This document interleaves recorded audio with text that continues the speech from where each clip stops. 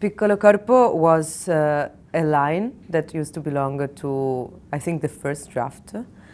And it was a sentence that, I don't even remember who, but I think the husband of Agata told her, talking about the baby. So he was saying something like, she's just è solo un piccolo corpo, he would say in Italian. So we kept the sentence in the title, but not in the film, because I think it's the obsession of Agata.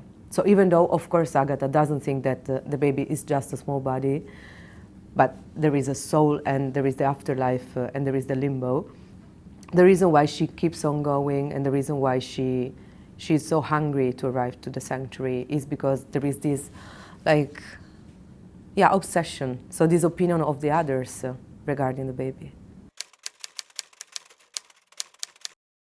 So the reason why I chose the dialect is because I come from a region which is Friuli Venezia Giulia, northeast Italy. So we are on the border with both Slovenia and Austria.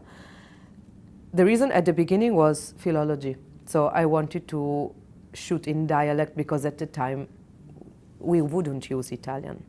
So Italian was an invention to empower the unification, the geopolitical unification of the country, which happened in 1861.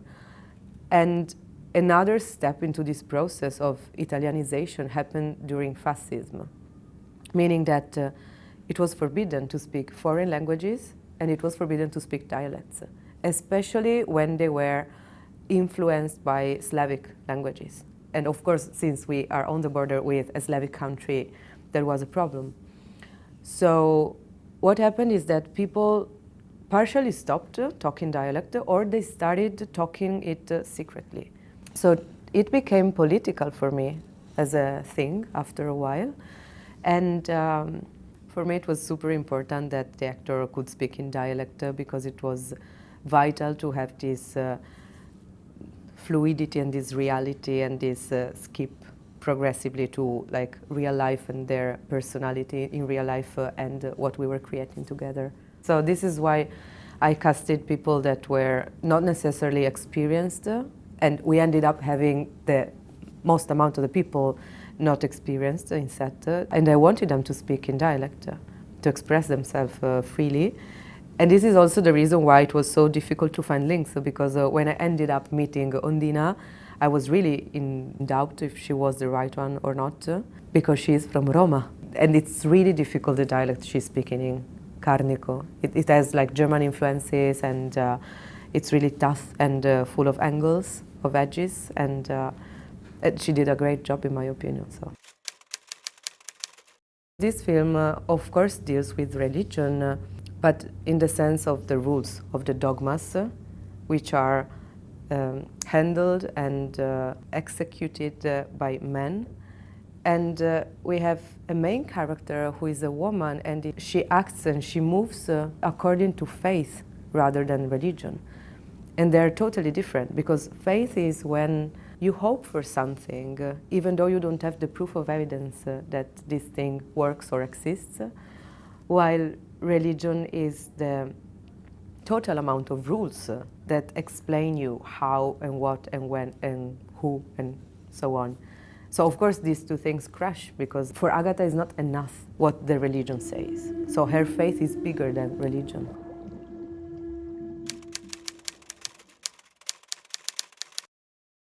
The main reason was like really feeling that there was space for imagination. So it totally makes sense that the men were taking the journey, because the women, so the mothers, were laying in bed recovering after the birth moment. I was hoping for like room for imagination, so to like start writing something that was out of the official story, out of what the documents were saying. So at the very beginning of the idea, Agata was traveling alone, and it was pretty boring, to be honest with you. So we created Lince. And Lince was the opposite of Agata. It was 2016, 2017. And in 2017, Me Too happened.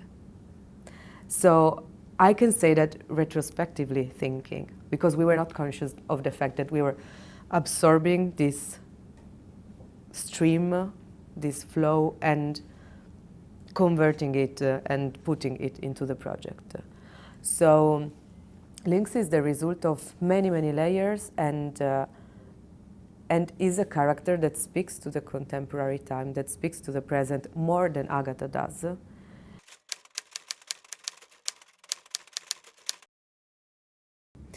We wanted to have a lot of realism and naturalism to tell this story, especially because we're talking about afterlife, we're talking about soul, about spirit, about miracles. So a lot of things that belong to the transcendence. And so we wanted to embody it as much as we could.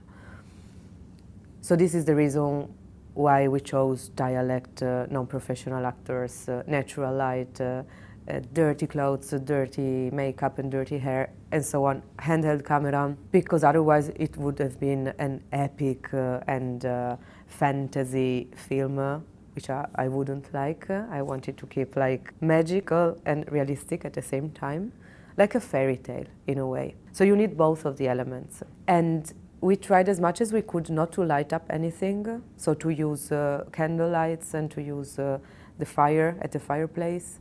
We did some reinforcement here and there, but just in the inside locations.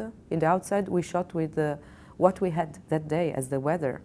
And especially talking about the weather, everything that you see in the film, it's real. So we didn't have, first of all, we didn't have the budget to have the snow machine or rain machine, because guys, when you watch a film and there is snow or rain, usually it's fake.